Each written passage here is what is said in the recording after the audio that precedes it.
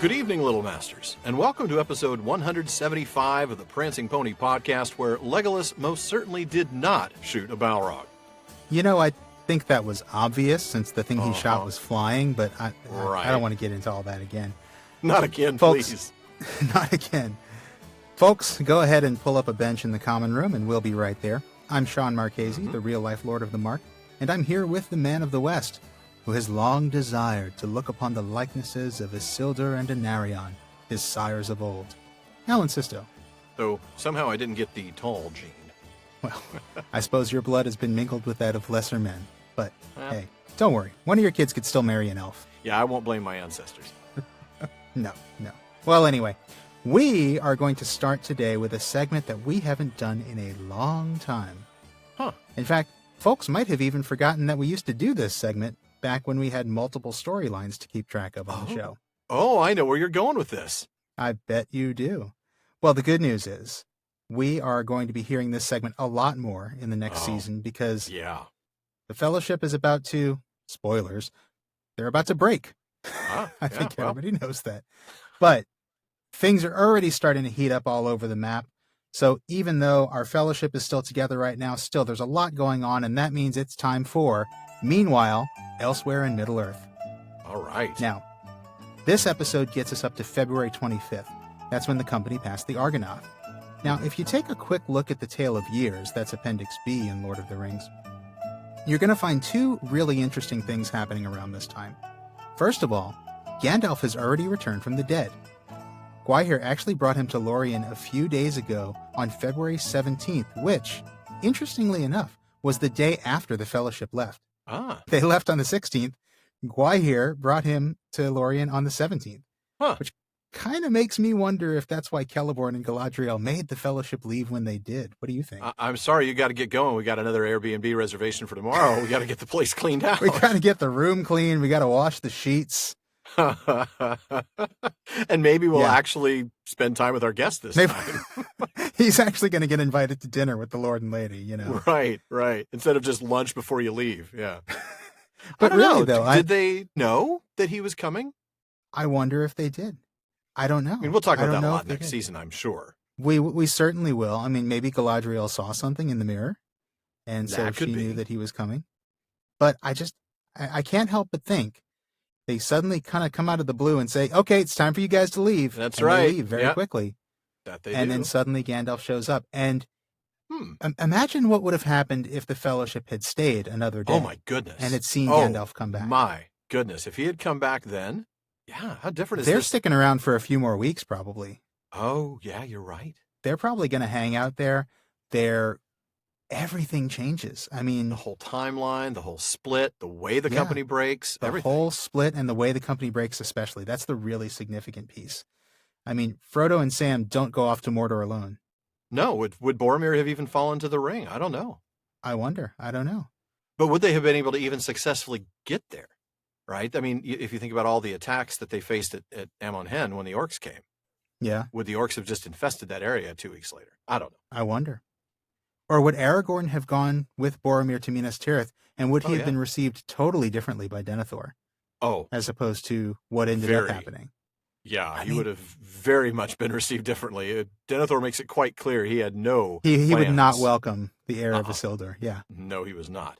So everything changes. Frodo, Sam, and Gandalf probably go into Mordor. Probably. Maybe the hobbits too. Maybe, Merry and Pippin as well. Yeah, maybe.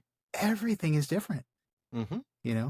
Wow. Merry doesn't ride with Éowyn to the Pelennor Fields. Do the Rohirrim even ride to the Pelennor Fields? Wow.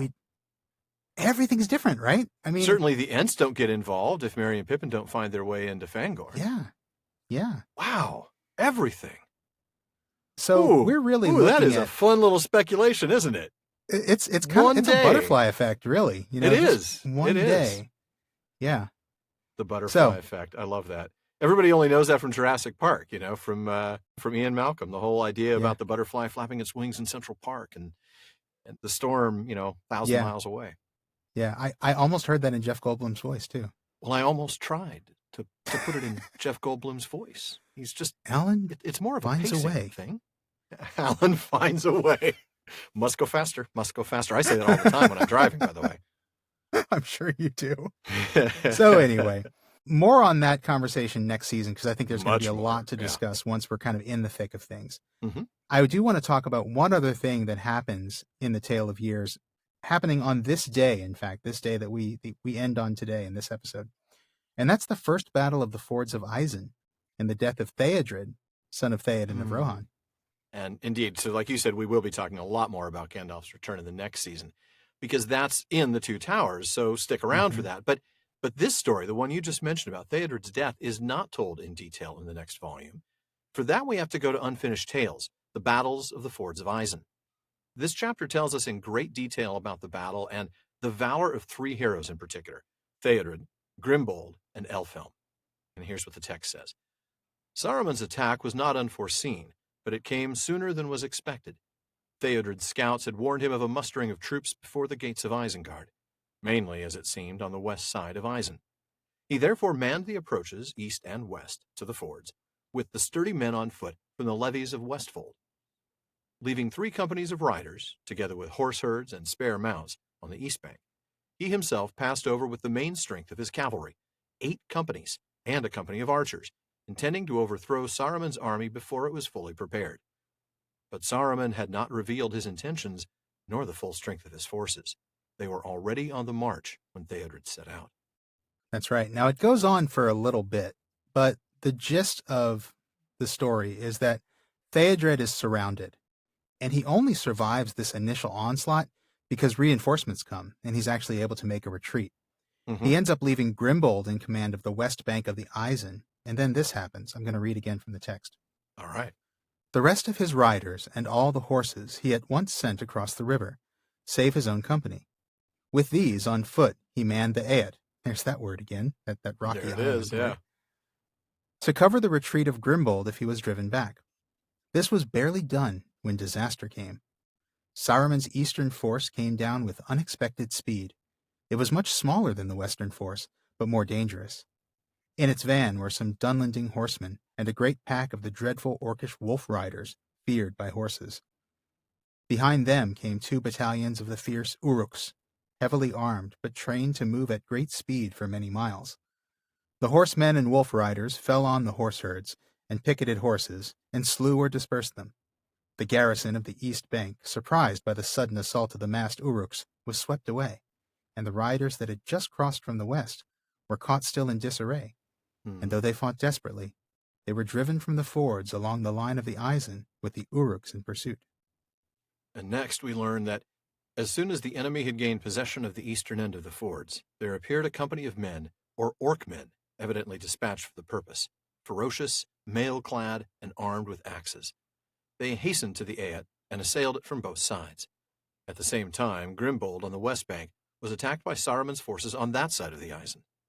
As he looked eastward, dismayed by the sounds of battle and the hideous orc cries of victory, he saw the axemen driving Theodred's men from the shores of the Aot towards the low knoll in its center, and he heard Theodred's great voice crying, "To me, Eorlingus!" At once, Grimbold, taking a few men that stood near him, ran back to the Aed.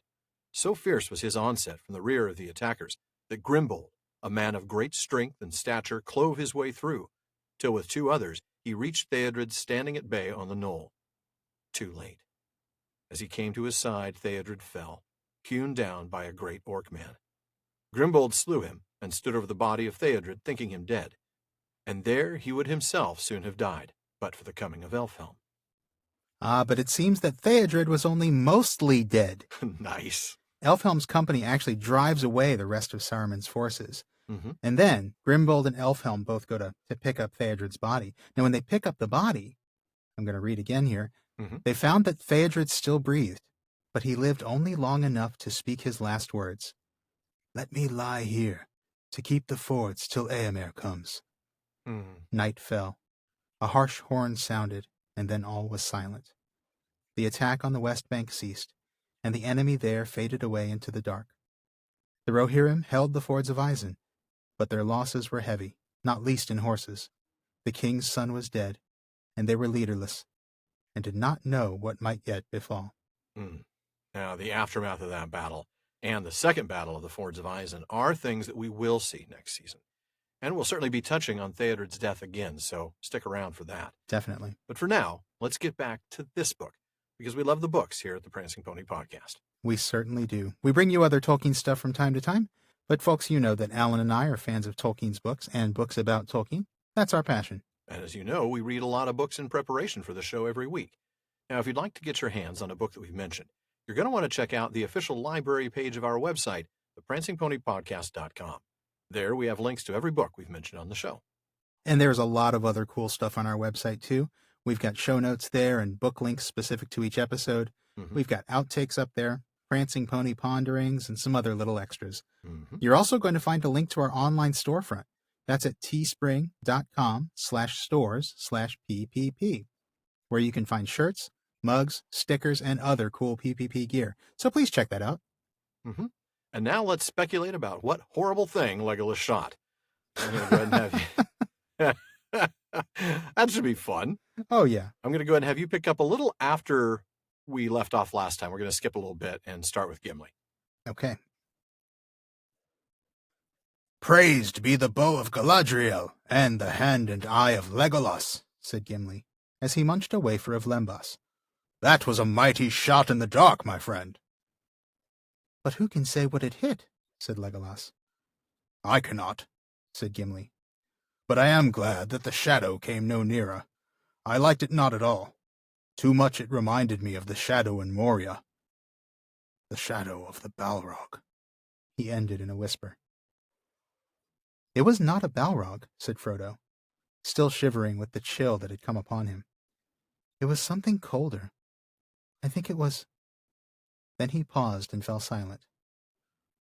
What do you think? Asked Boromir eagerly, leaning from his boat, as if he was trying to catch a glimpse of Frodo's face. I think... No, I will not say, answered Frodo. Whatever it was, its fall has dismayed our enemies. So it seems, said Aragorn. Yet where they are, and how many, and what they will do next, we do not know.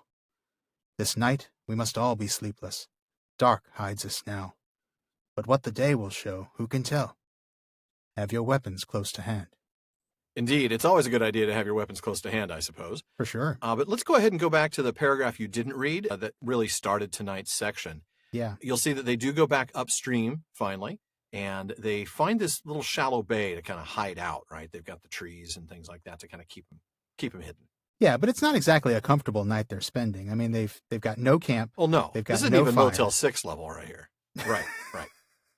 This is really not comfortable at all. Yeah, this is like... No. They're not even getting out of the boats, actually. They're laying huddled in the boats. That's fun. So, that's a great way to spend the night. I'm sure Sam is thrilled. I mean, that's with like that. sleeping in your car, basically, which, It is. I mean, I think we've all done at some point. If your car's a convertible. That's true. It's raining or something. Yeah.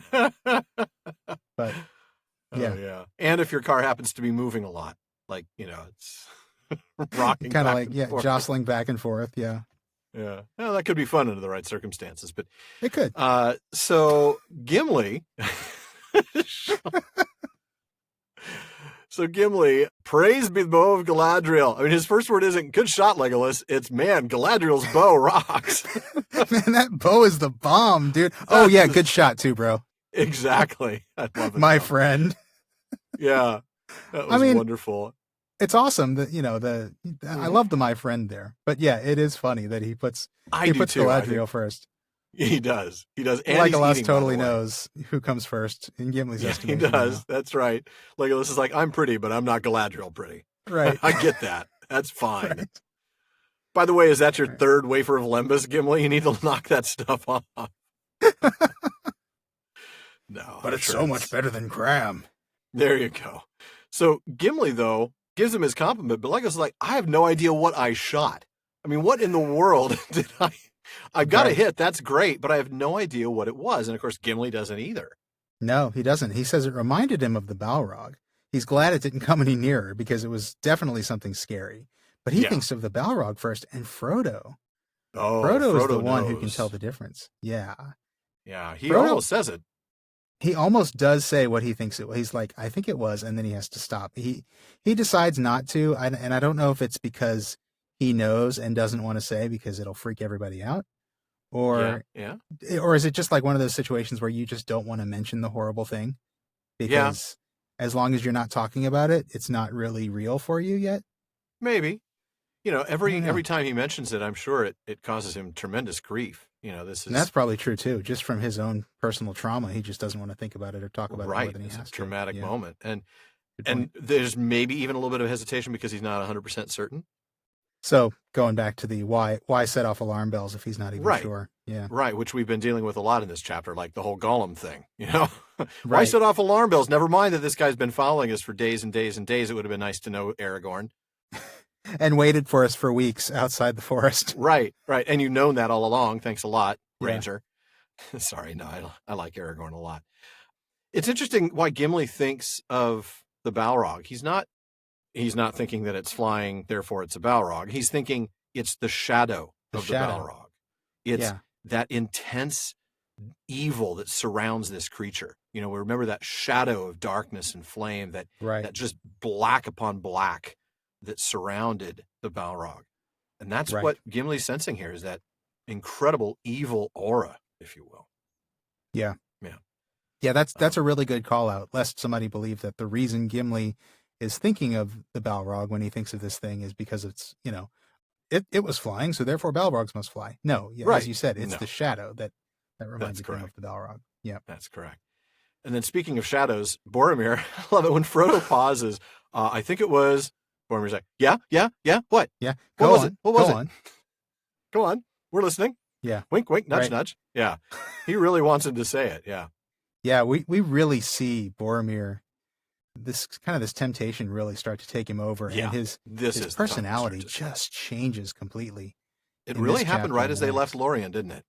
It did. Yeah. And we talked about the fact that it was already kind of starting. Yeah. But it's like a switch. Mm-hmm. Yeah. The ring is targeting him big time. But anyway, Aragorn, what matters is, okay, sure, that our enemies seem to have been disheartened by the fact that this thing fell. Great. Right. But, we don't know what they're going to do next. We don't know where they are, how many there are. So we all have to stay awake. We all have to stay alert. And we all have to keep our weapons handy. So yeah, we might have a fight on our hands. Be vigilant. Yeah, there could be a fight in the middle of the night. Yeah, and we need to all be ready. Yep. So I'm going to go ahead and pick up there, and we'll talk about, I think, one of the most fascinating passages here, Sam and the passage of time in Lórien. So. Oh, I love this. I feel like we've been hinting at this one for so long. I know, it's like for so long. I hope the buildup wasn't too big and that there won't be a letdown. There inevitably will be. Whenever we're involved, there's inevitably a letdown. Right, yeah, exactly.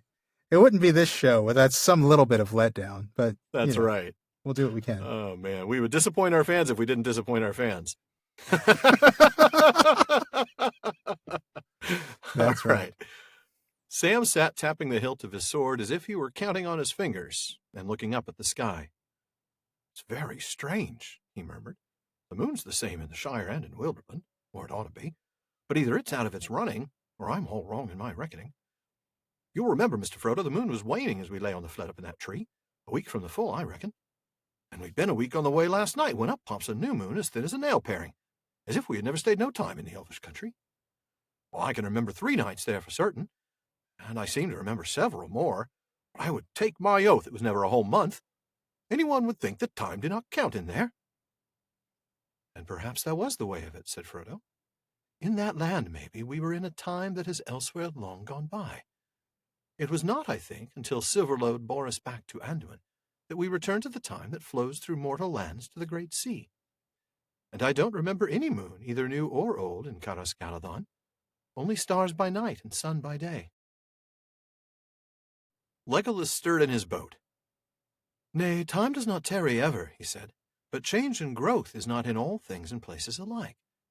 For the elves the world moves, and it moves both very swift and very slow. Swift because they themselves change little, and all else fleets by. It is a grief to them. Slow because they need not count the running years, not for themselves. The passing seasons are but ripples ever repeated in the long, long stream. Yet beneath the sun all things must wear to an end at last. But the wearing is slow in Lórien, said Frodo. The power of the lady is on it. Rich are the hours, though short they seem, in Caras Galadhon, where Galadriel wields the elven ring. That should not have been said outside Lórien, not even to me, said Aragorn. Speak no more of it. But so it is, Sam. In that land you lost your count. There time flowed swiftly by us as for the elves.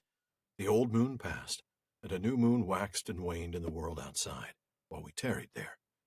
And yestereve a new moon came again. Winter is nearly gone. Time flows on to a spring of little hope. There you go.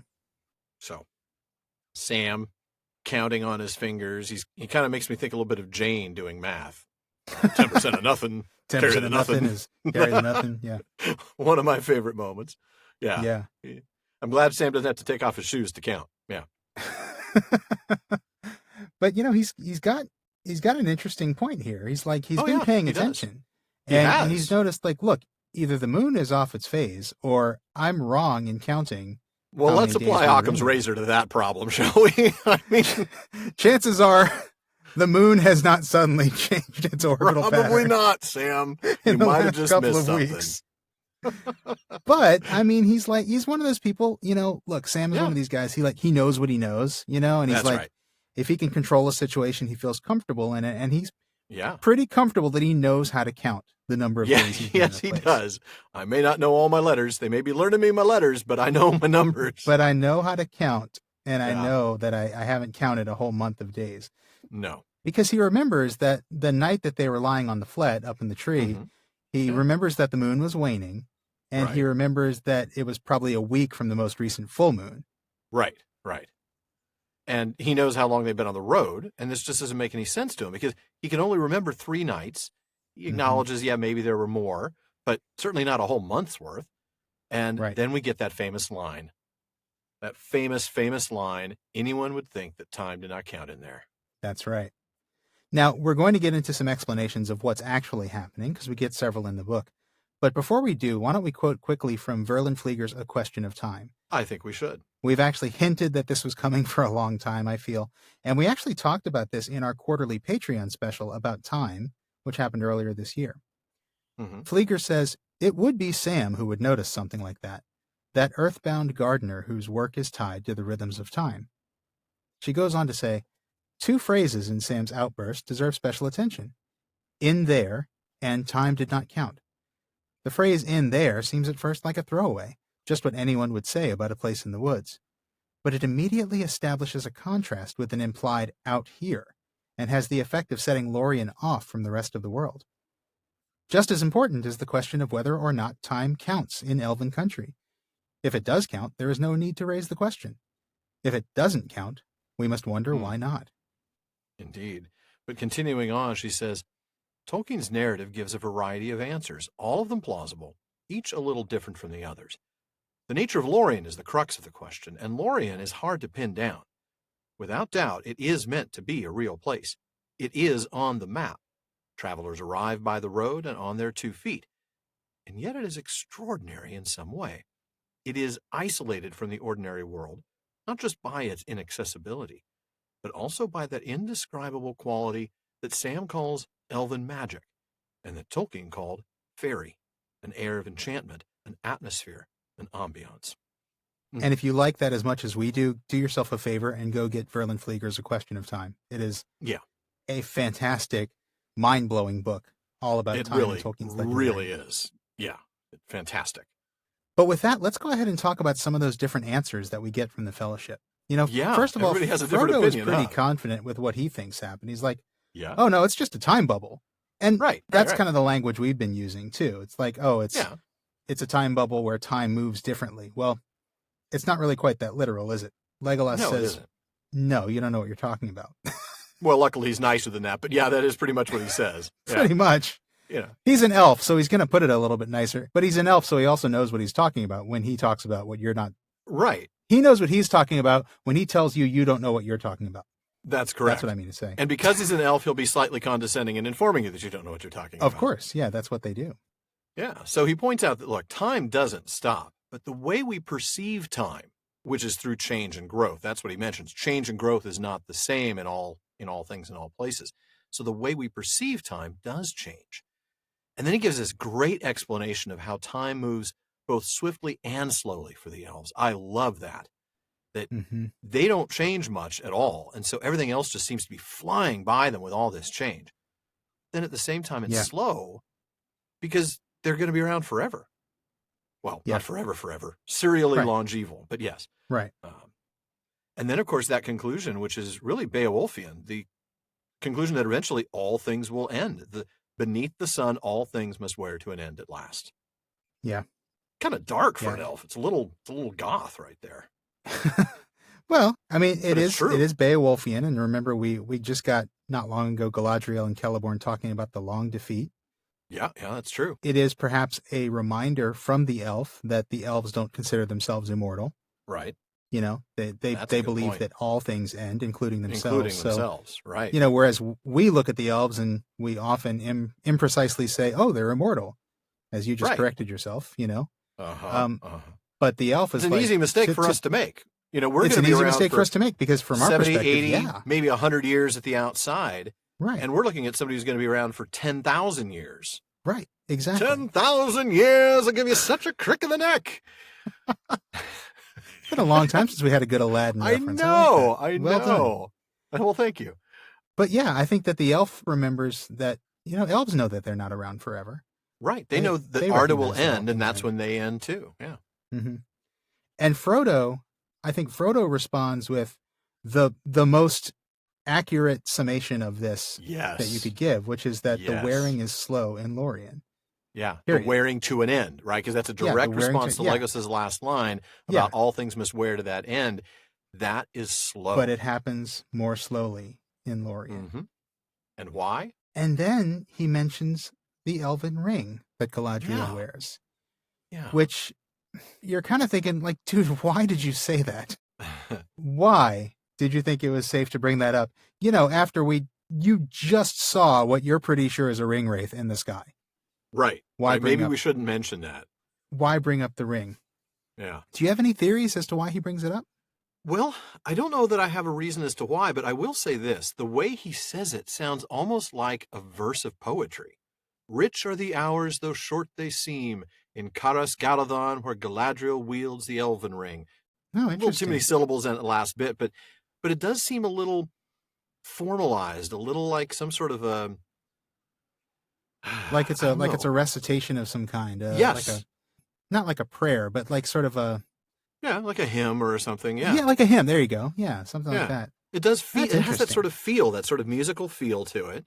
And it doesn't even sound like Frodo's normal way of speaking. That's a good point. Well, that makes you wonder if, you know, when you start to step outside of the story and into the frame narrative of the Red Book of Westmarch, you start to wonder, is this something that some later scribe added to the text? You know, we talk about how it has this textual history. That's true. Yeah, maybe. But then you've got Aragorn's clearly response, Frodo mentioned it. In one way or the other, Frodo said it. Whether he said it that way That's or a good not. point. One way or another, he must have said something because Aragorn reacts to it. Quite. I wonder if Frodo brings this up because it gives him comfort.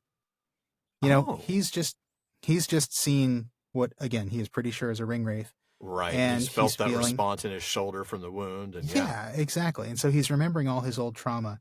And I think maybe he's saying this, and maybe it is like a hymn. You know, he's kind of saying it, or a mantra or something. He's saying it to kind of give himself a little bit of power and comfort. That's not to remind himself idea. That, you know, there are people like Galadriel who have rings as well, and that's a good thing. I don't know. It is. That could work. Either way, Aragorn says you should not have said that. No, not outside Lórien, not even to me. Yeah. It's a bit like Hagrid from Harry Potter. I shouldn't have said that. I shouldn't have said that. You know, it's like, you totally should not have said that. And he's right. He is but right. Frodo didn't know. No. And then Aragorn goes on to give an explanation to Sam. It's like, yeah, dude, Occam's razor, we were there for a month. You did lose your count. Yeah, because the moon didn't change. Right. And then he kind of gives us this, you know, bit about how time floats swiftly for us, just like for the elves. And then he talks about this bit about winter passing and the spring of little hope. Oh, isn't that a dark line?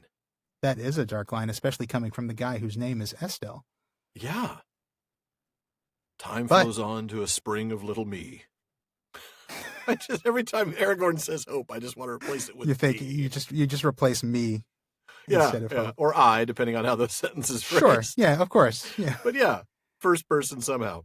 Yeah, of course. Time flows on to a spring of little me.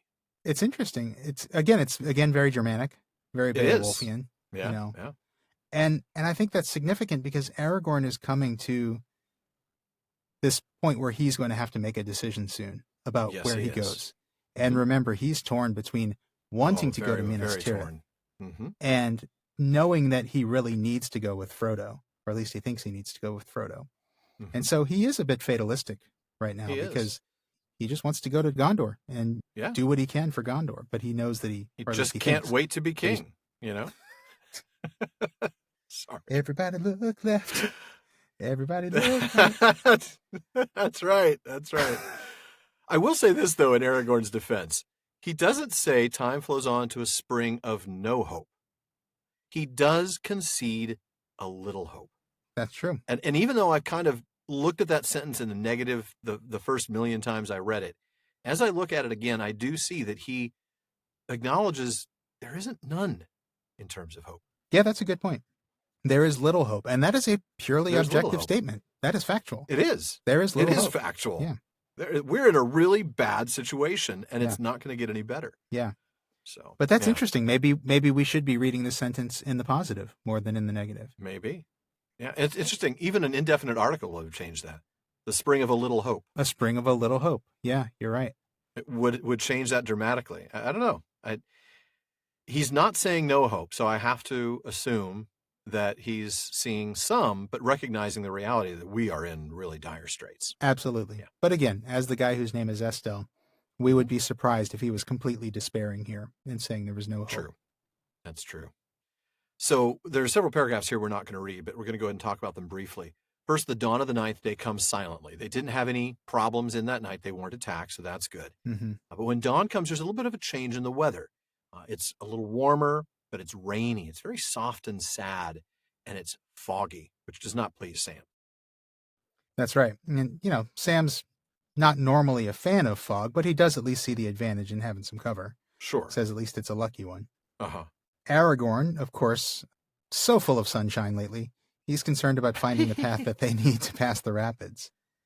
And he says that's a good point. They do need that path. Yeah, they do. And then Boromir has an opinion, and that's where I'm going to pick up with the debate. All right, sounds good. I do not see why we should pass the rapids or follow the river any further, said Boromir. If the Aemon Muil lie before us, then we can abandon these cockleboats and strike westward and southward, until we come to the Entwash and cross into my own land. We can, if we are making for Minas Tirith, said Aragorn, but that is not yet agreed, and such a course may be more perilous than it sounds. The Vale of Entwash is flat and fenny, and fog is a deadly peril there for those on foot and laden. I would not abandon our boats until we must. The river is at least a path that cannot be missed. But the enemy holds the eastern bank, objected Boromir. And even if you pass the gates of Argonath and come unmolested to the Tined Rock, what will you do then? Leap down the falls and land in the marshes? No, answered Aragorn. Say rather that we will bear our boats by the ancient way to Raurossfoot, and there take to the water again. Do you not know, Boromir, or do you choose to forget the North Stair, and the high seat upon Amon Hen that were made in the days of the great kings? I, at least, have a mind to stand in that high place again, before I decide my further course. There maybe we shall see some sign that will guide us. Boromir held out long against this choice, but when it became plain that Frodo would follow Aragorn wherever he went, he gave in. It is not the way of the men of Minas Tirith to desert their friends in need, he said, and you will need my strength if ever you are to reach the Tined Rock. To the Tall Isle I will go, but no further. There I shall turn to my home, alone if my help has not earned the reward of any companionship. Wow. A little self-pity there. Oh, boo-hoo, Boromir. I almost said Sean, like Sean Bean, but Boromir. Boy, boo-hoo. But let's go back to the top of that. Boromir's like, we don't need to pass the rapids. What do you mean pass the rapids? We just can go to the Entwash and go south into Gondor. And he's got a point, because if there's, if that's where they're going, just go ahead and get off the river here and just go on foot the rest of the way. We call that the assumptive close. I mean, that really is a classic assumptive close, really. That's like when the car salesman says, like, he doesn't ask if you want to buy the car. He's just like, right. So which one of you is driving it home? Right. Yeah, exactly. I mean, this is so many assumptions. And Aragorn tries to clear that up. Hold on. I got to talk this over with my wife.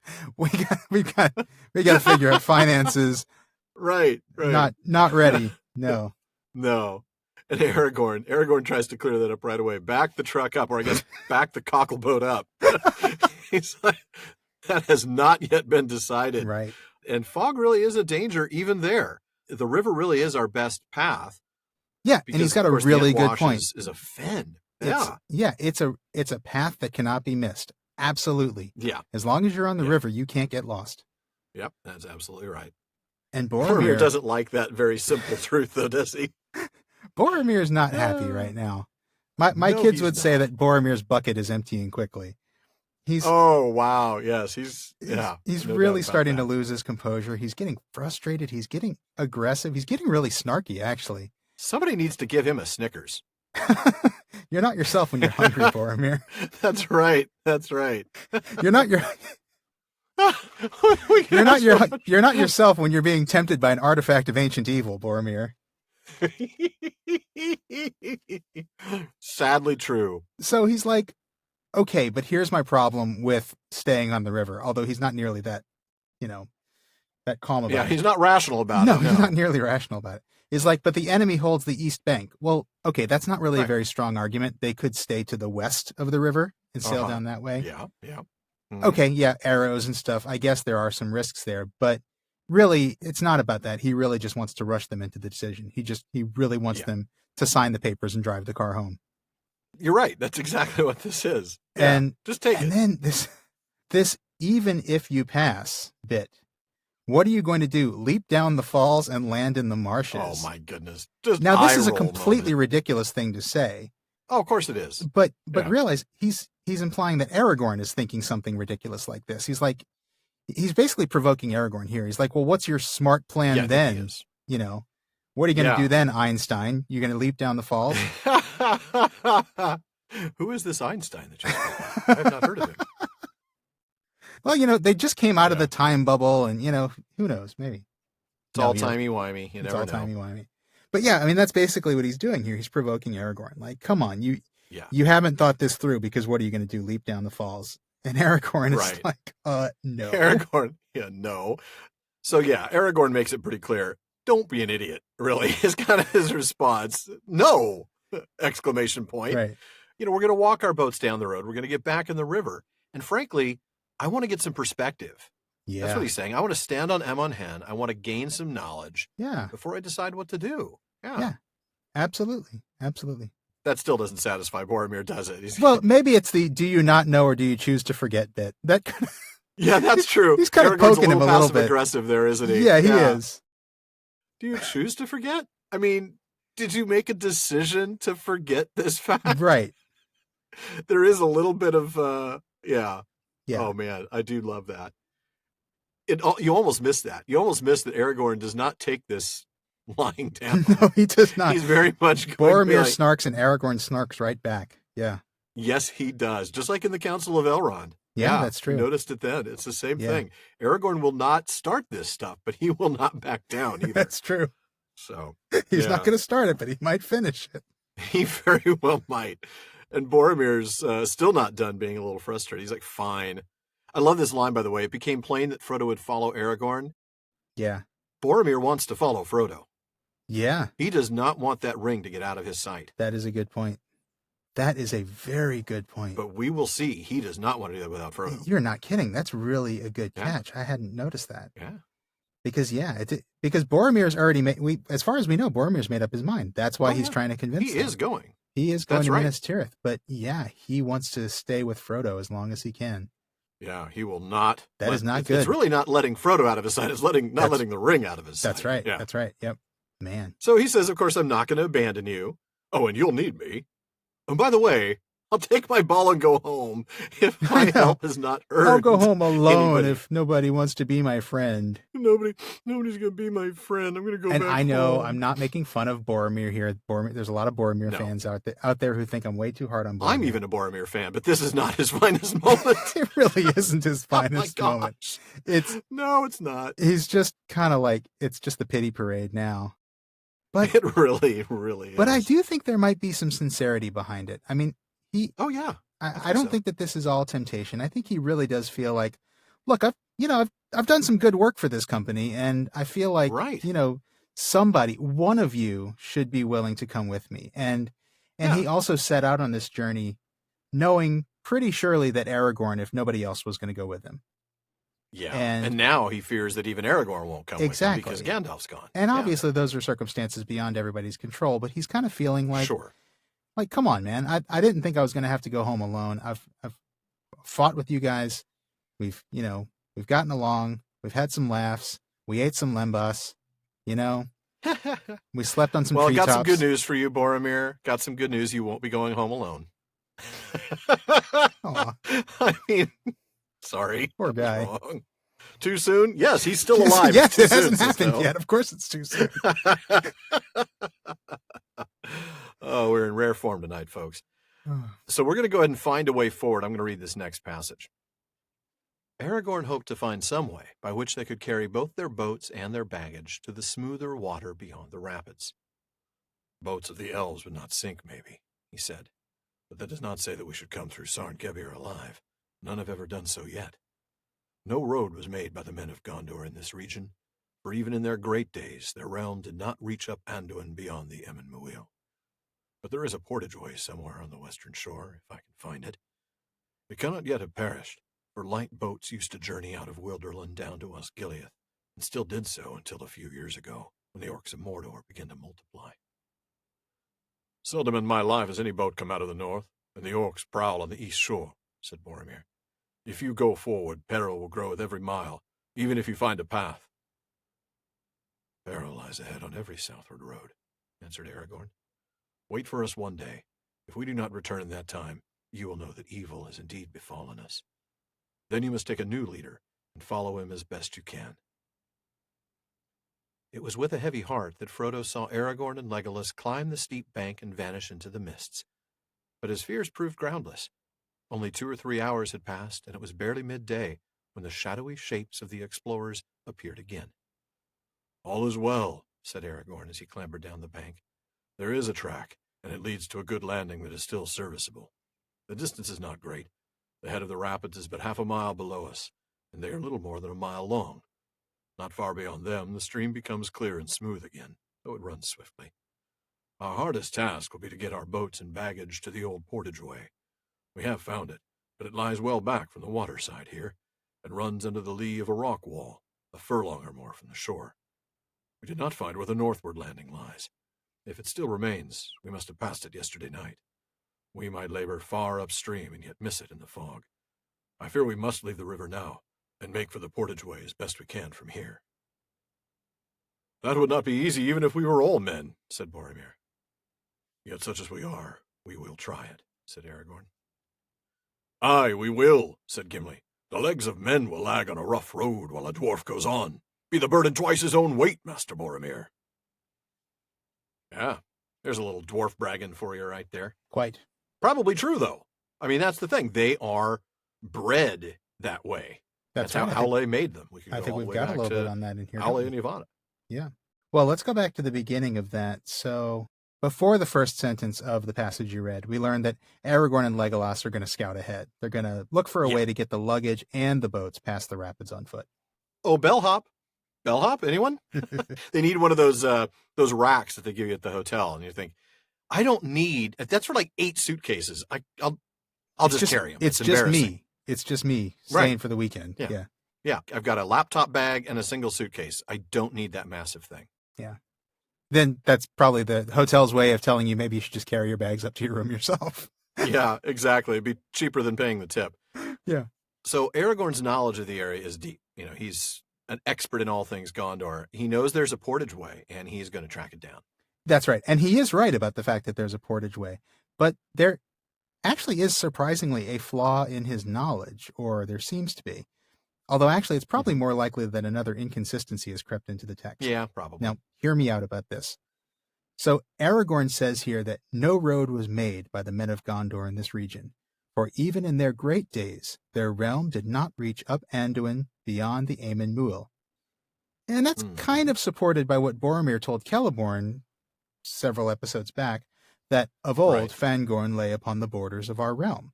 If you look at the map, you can see that the southern edge of Fangorn is just a little bit further north than the Aemon Muil. So yeah, okay, those two statements are more or less consistent with each other, but there's a little bit more to it than that, isn't there? There definitely is. And this is from Unfinished Tales, The History of Galadriel and Celeborn. Now, I know this was written later, and I get that in that way, it's not that Aragorn doesn't know, but it is interesting anyway, so we're going to bring it in. Yeah. In that text, we learned that the effective bounds of the kingdom of Gondor in the north, west of Anduin, was the river Limelight, and that is a lot farther north than the Aemon Muil. Yes, it is. Now, as the text continues, in later days, Gondor built a bridge over the upper Limelight and often occupied the narrow land between the lower Limelight and Anduin as part of its eastern defenses, since the great loops of the Anduin, where it came down swiftly past Lórien and entered low flatlands before its descent again into the chasm of the Aemon Muil, had many shallows and wide shoals over which a determined and well-equipped enemy could force a crossing by rafts or pontoons, especially in the two westward bends known as the North and South Undeeps. It was to this land that the name Parth Celebrant was applied in Gondor, and hence its use in defining the ancient northern boundary. There you go. Gondor really did have a much, much longer range up the Anduin. Much farther north than it seems like Tolkien even maybe had in mind when he was writing this. Right. I mean, that's the thing. This is a later writing, so it's not like Aragorn made a mistake. Yeah. I'm still going to say he made a mistake. No, well, it's more fun. Of course I'm not going to say he made it. He's Aragorn. Right. Aragorn doesn't He make knows. mistakes. But it's not his fault that history changed. Yeah. Just a little inconsistency. Can you imagine the characters as actual individuals speaking to the professor like, I don't understand. You had me say this, but then you went and changed it. You made me look like an idiot. Yeah. Yeah. Thanks a lot. It gets really bad for some of the characters. Oh, yeah. But then for some of them, like Galadriel's like, no, keep changing me. I like where I'm ending. That's right. I like the way I'm going. Yeah, I like this direction. I'll be perfect before you're done with me. And it pretty much was. That is true. Well, that was actually a really cool call out, and I'm glad you brought it in. And I am not going to make a joke about Limelight and Rush's Limelight. So I'm just going to leave that We're there. not? I'm so disappointed. No. We're not going to talk about living near the Limelight? I guess I am now. I know, we did it last time. I know. I was just editing that episode, actually, and we ran across it. So I guess we don't have to this time. No. Just go listen to that one again. We had fun with it. Please do. Mm-hmm. There's something interesting here that Boromir can't remember any boat ever coming out of the north, but Aragorn can. Yeah. Is that a subtle hint of how old Aragorn really is in relation to Boromir? I think so. And I mean, and it's this not is like no Boromir's secret unaware. No, this is no secret to anybody, but it's just a nice reminder of sort of the, maybe not the power balance, but the knowledge balance, the epistemic regime, as Trout might say. Ooh, the epistemic regime. I like that. Yeah, Aragorn's got a lot more experience because he has been alive a lot longer. And Boromir's like, no, I don't remember any boats coming out of the north. And Aragorn's like, oh, you young whippersnapper. It was before your day, son. It was before your time, That's right. sonny. Yeah. So anyway, sticking with Boromir, he's pessimistic again. We're going to see a lot of this. Talks about how the peril is growing with every mile. Aragorn was like, well, yeah, no kidding. That happens when you get near Mordor. Exactly. So he says, wait for us one day. If we don't return, just draw straws, and whoever gets the short one is the leader, and you just move on. That's not exactly how he says it, but you got to pick one. And then there's... Strangely, nobody's comforted by that. No. By Aragorn's just like, I'm just going to leave, and if I just die, you guys just go ahead without me. It's fine. Right. And nobody says, well, I'll put my name in the hat. No. I mean, it's a little premature. So then we get Frodo's perspective. Every once in a while, we jump into Frodo's perspective, and here he's got this heavy heart and this worry about both Aragorn and Legolas. Understandable. Yeah, it is understandable. But we find out that same paragraph, he need not worry. They come back in just a few hours, and they've got some good news. They've actually found a track that leads to a river landing, And so it's like, okay, cool. We know where we're going. The hardest part is going to be actually getting all the stuff there, actually carrying the stuff to the portageway. Because, I mean, they've got carrying gear everything. and they've got 3 boats and they've got, boats, all the stuff. Yeah. Even though the boats are light, as we'll see. But they don't know that yet. No, that's true. So it's a furlong from the shore. So that's 1/8 of a mile. That doesn't sound like a long way. If you're imagining a track, right, that's half a lap. A lap is about 1/4 of a mile. So it's only a half a track. That's not that far, 220 yards or so. But boy, when you're doing it across country, carrying all your stuff and your boats, probably a little trickier than it sounds. Yeah. 220 yards. That's interesting. So really just 2 football fields end to end. And a little bit, right, yeah. I mean, football fields with the end zones, right. Right, yeah. Yeah, somewhere in that range. But like you say, it's cross country and it's carrying all this stuff. So, yeah. It's certainly not across football fields. Otherwise, this would be pretty easy. Right, yeah, exactly. And Boromir would be all over it. Be like, I remember when I played quarterback, and because Boromir was a quarterback, of course. Oh, yeah, totally. Yeah. Yeah. And he probably would actually start talking about how they actually played football with boats. He's like, oh, yeah, we used to carry boats. With boats. Yeah, I mean. That's right. That's how you play the game. Yeah. Forget helmets. You wear boats. I got 80 rushing yards with a boat once, Yeah. Never dropped it. Right. So Aragorn's got a really good point here, though. He says, we can't find, it might be easier in theory to go back to the Northern Landing and not have to go across country with all this stuff. But we can't really do that because we might miss it in this fog. It's behind us and we don't know how far behind it is. So we're just going to have to go ahead and carry everything across country. Yeah. Boromir, again, jumps in with a little bit of pessimism. You can really start to feel all of this stuff weighing on him. Yeah. Well, it's not going to be easy. Nothing's easy anymore, Boromir. Right, yeah. Aragorn, I got to say, although it's Gimli's response that's more memorable, I love Aragorn's little interjection.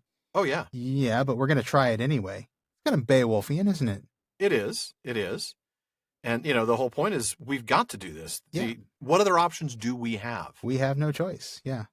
Right. But then Gimli, kind of puts a little brave face on it with a little bit of dwarven boasting, Yeah. Oh, a dwarf can go on with the burden twice his own weight. Yeah. Okay, cool. Then why don't you carry twice as much as everybody, Gimli? Well, you probably will. You probably will. Just as a reminder, that is how they were made. I talked about that when we got through that passage, and you were like, oh, I think we'll talk about that later. Of course, you're right. We did. Just to remind you from the Silmarillion, Aule made the dwarves strong to endure. They are stone hard, stubborn, fast in friendship and in enmity. They suffer toil and hunger and hurt of body more heartily than all other speaking peoples. There you go. So, yep. They are tough. Yes, they are. They're dwarven tough. Built dwarf tough. I'm trying to think of something that's not Ford F-150, but darn it, that's the only thing that comes to mind. Ford of Bruinen. We sell the F-150, built dwarven tough. There you go. See? Tie it all together. Works too well. Full circle. Yes, it does. All right. Mm-hmm. I'm going to have you go ahead and read Boats on Land Where They Don't Belong. The task proved hard indeed, yet in the end it was done. The goods were taken out of the boats and brought to the top of the bank, where there was a level space. Then the boats were drawn out of the water and carried up. They were far less heavy than any had expected. Of what tree growing in the elvish country they were made, not even Legolas knew, but the wood was tough and yet strangely light. Merry and Pippin alone could carry their boat with ease along the flat. None the less it needed the strength of the 2 men to lift and haul them over the ground that the company now had to cross. It sloped up away from the river, a tumbled waste of gray limestone boulders, with many hidden holes, shrouded with weeds and bushes. There were thickets of brambles and sheer dells, and here and there boggy pools fed by waters trickling from the terraces further inland. One by one, Boromir and Aragorn carried the boats, while the others toiled and scrambled after them with the baggage. At last all was removed and laid on the portageway.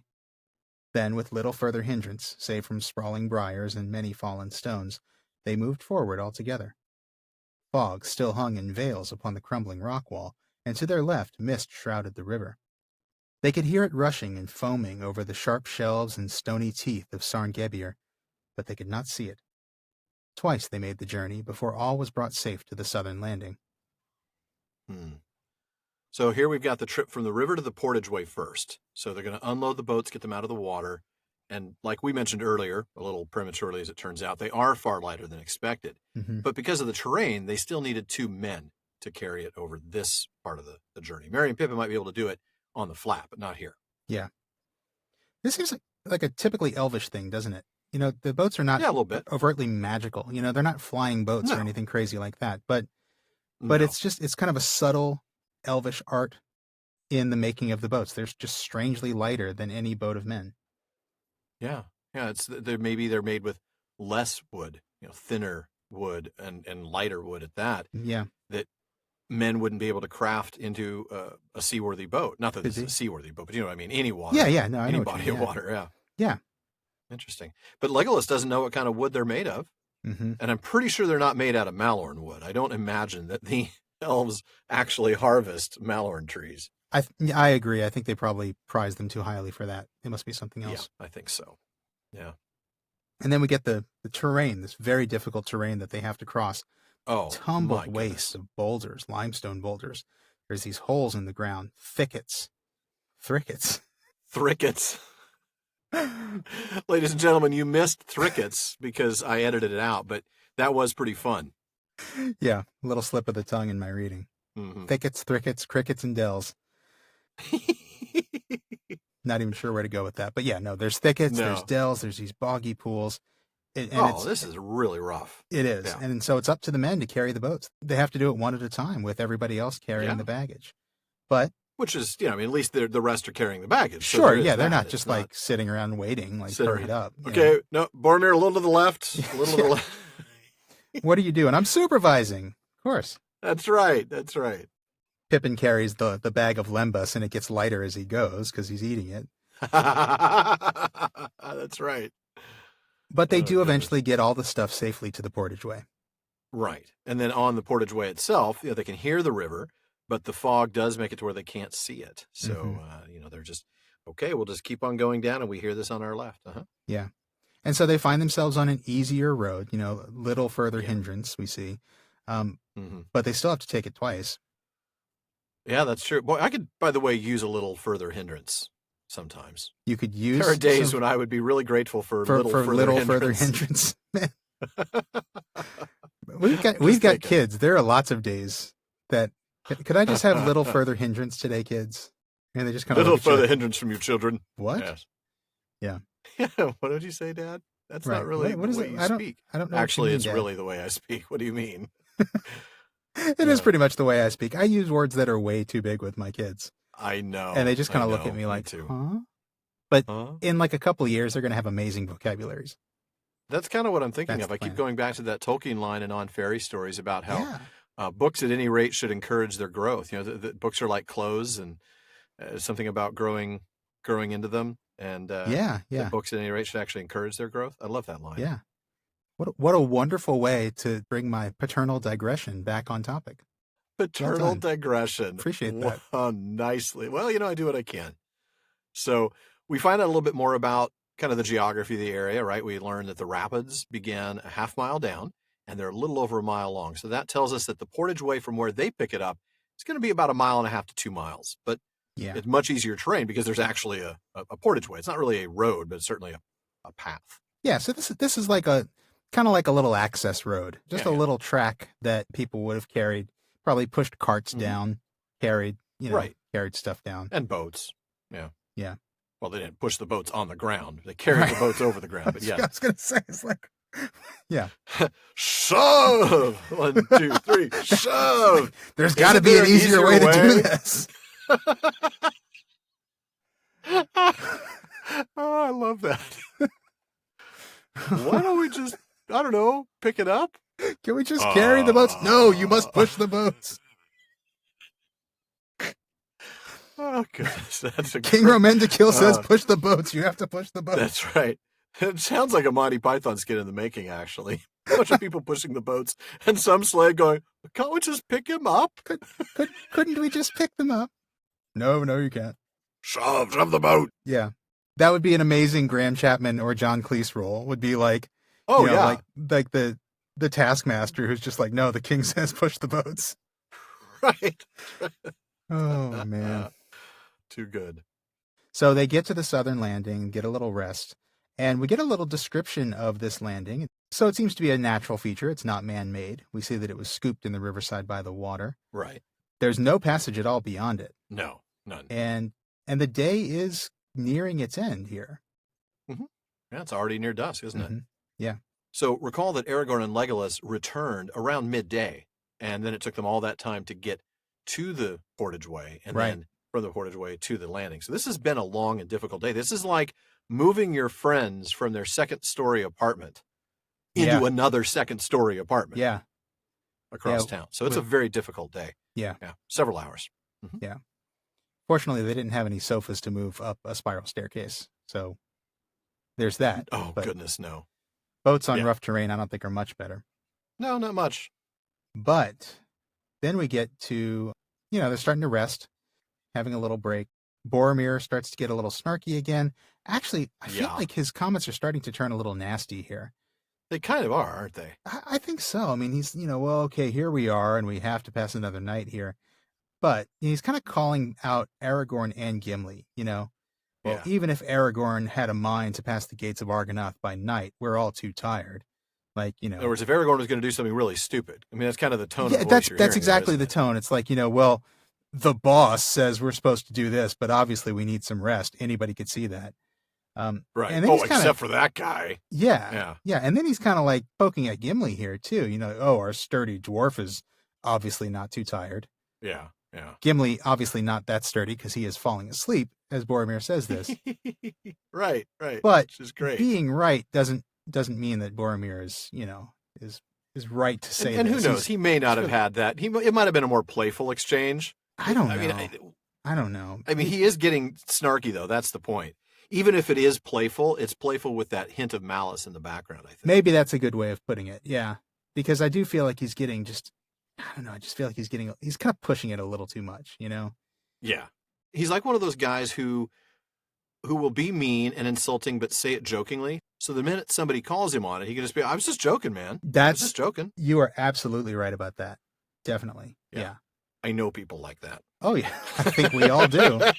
I think, and that's the thing is we're seeing such a change in Boromir here because he never used to be this guy. I mean, he used to be more good-natured. He used to joke around with them. He used to have fun. He used to be friendly.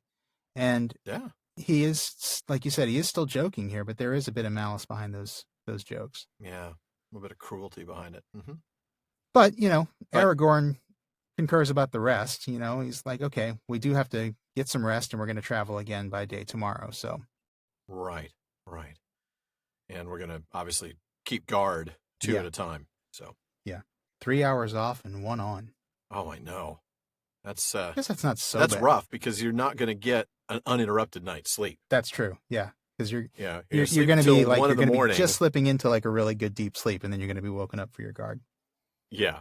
And then you're going to get back to sleep only to be woken up a couple hours before you really want to get up. Yeah, exactly. Yeah. So before we get to the next passage, we've got a few more paragraphs that we don't read. Yeah, we see, nothing at night, nothing to see there on that 9th night. Right. That's why we didn't read it. Right. we gotta leave some stuff unread, and so we might as well pick the uninteresting parts. Yeah. So then the 10th day begins.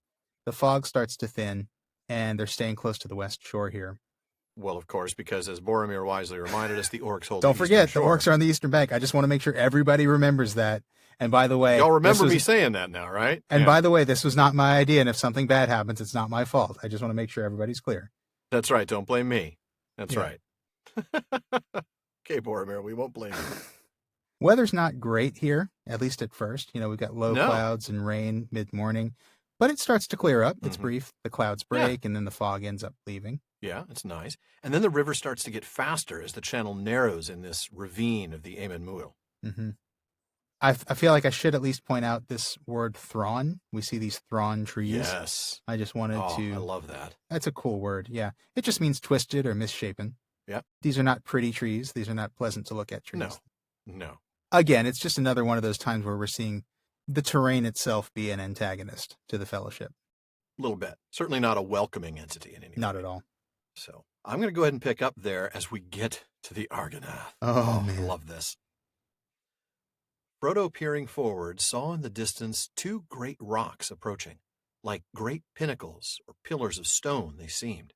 Tall and sheer and ominous, they stood upon either side of the stream. A narrow gap appeared between them, and the river swept the boats towards it. "Behold the Argonath, the pillars of the kings," cried Aragorn. "We shall pass them soon. Keep the boats in line and as far apart as you can. Hold the middle of the stream." As Frodo was borne towards them, the great pillars rose like towers to meet him. Giants they seemed to him, vast gray figures, silent but threatening. Then he saw that they were indeed shaped and fashioned. The craft and power of old had wrought upon them, and still they preserved through the suns and rains of forgotten years the mighty likenesses in which they had been hewn. Upon great pedestals, founded in the deep waters, stood two great kings of stone. Still with blurred eyes and crannied brows they frowned upon the north. The left hand of each was raised palm outwards in gesture of warning. In each right hand there was an axe. Upon each head there was a crumbling helm and crown. Great power and majesty they still wore, the silent wardens of a long-vanished kingdom. Awe and fear fell upon Frodo, and he cowered down, shutting his eyes and not daring to look up as the boat drew near. Even Boromir bowed his head as the boats whirled by, frail and fleeting as little leaves under the enduring shadow of the sentinels of Númenor. So they passed into the dark chasm of the gates. Sheer rose the dreadful cliffs to unguessed heights on either side. Far off was the dim sky. The black waters roared and echoed, and a wind screamed over them. Frodo, crouching over his knees, heard Sam in front muttering and groaning. "What a place! What a horrible place! Just let me get out of this boat and I'll never wet my toes in a puddle again, let alone a river." "Fear not," said a strange voice behind him. Frodo turned and saw Strider, and yet not Strider, for the weather-worn ranger was no longer there. In the stern sat Aragorn, son of Arathorn, proud and erect, guiding the boat with skillful strokes. His hood was cast back, and his dark hair was blowing in the wind. A light was in his eyes, a king returning from exile to his own land. "Fear not," he said. "Long have I desired to look upon the likenesses of Isildur and Anarion, my sires of old. Under their shadow, Elisar, the Elf-stone, son of Arathorn, of the house of Elandil, Isildur's son, heir of Elendil, has naught to dread." Then the light of his eyes faded, and he spoke to himself. "Would that Gandalf were here. How my heart yearns for Minas Anor and the walls of my own city. But whither now shall I go?" And there is that conflict we were talking about. Yeah. And you really see both Strider and Aragorn in that passage. You see really Aragorn do. with his confidence, Yeah. and then Strider with that concern, that now what? Yeah. Oh, That's really interesting. And to see that as something Striderish. You know, we tend to come down on the movies pretty hard for showing Aragorn as this reluctant king. You know, we talked about that so much. And we talk about how he's really not a reluctant leader at all in the books. He is ready to be king. But maybe there is just a little bit of, I don't think reluctance to be king and to live up to his destiny, but I do think that maybe there's part of him that is used to being Strider and used to being able to do what he wants. And he's kind of torn now because of that, because he really does have such a profound sense of obligation. And he's torn between two obligations. Neither one is necessarily like, I'm Strider, I'm going to go range and free. You know, that's not it. That's not an option for him. At all. He's got two obligations to choose from, and you can see that he's torn. Right. Either the obligation to save his city and become king, and marry Arwen, by the way. Nice perk, certainly. Or the decision to go with Frodo to Mordor. Yeah. So it's the Argonath time. Oh, the Pillars of the Kings. Oh, yes. And I know you've got some word nerdery, don't you? I certainly do. It is totally word nerdery time. Yeah. And I am going to the nomenclature for this because Tolkien gives us everything we need. Yes, in the nomenclature, not the nomenclature. Thank you. To be clear. Thank you. We're still hanging on that. Nomenclature. Trying to get that right now. Tolkien tells us that the word Argonath means royal stones. Now, the main sort of stem of that word is gon or gond. Sometimes you see it with a D or sometimes you see it without a D. Right. But it basically means stone in Elvish.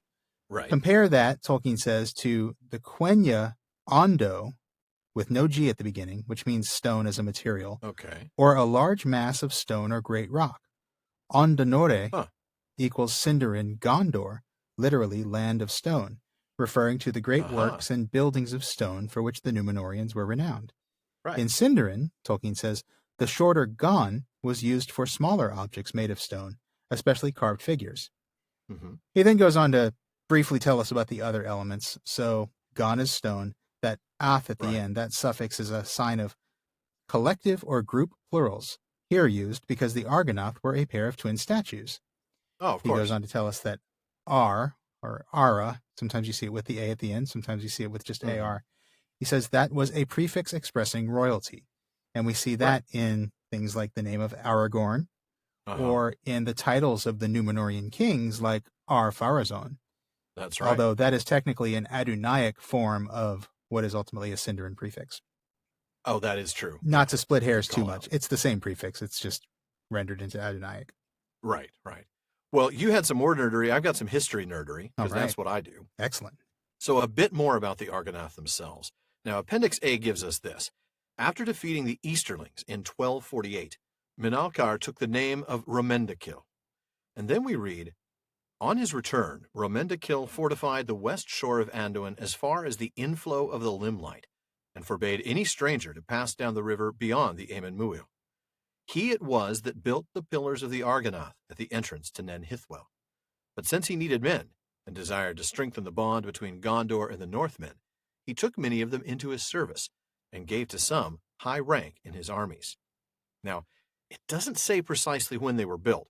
It could be shortly after 1248, or at some other time while he was regent and governed Gondor until he succeeded his father Calmakil in 1304, or during his reign as king, which lasted until 1366. So somewhere between 1248 and 1366. Okay. And it might have taken up most of that time, frankly, to build them. So yeah, no kidding.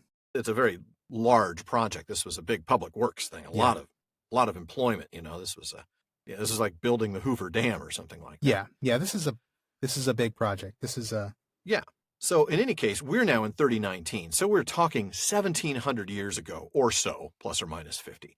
So that would be like coming across stone statues now that were built around the year 300 AD. These are old. Yeah, man. Yeah. And they sure don't make them like that anymore, do they? No, they don't.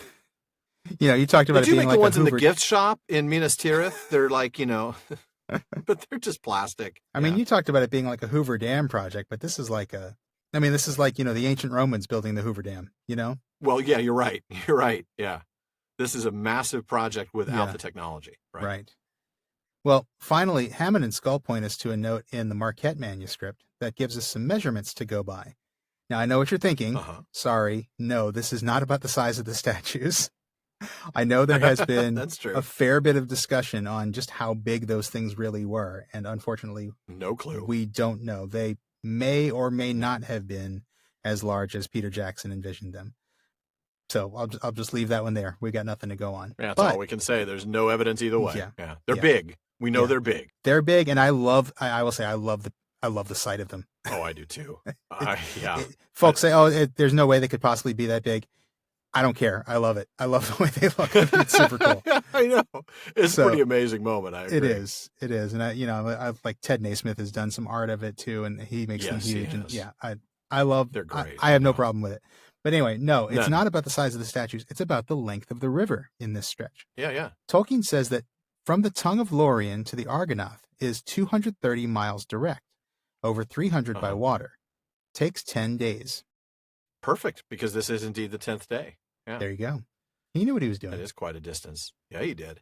Now, of course, these towers, the Argonath, they're like giants to Frodo. And that's an interesting word, given what we've seen so many times before. Huh?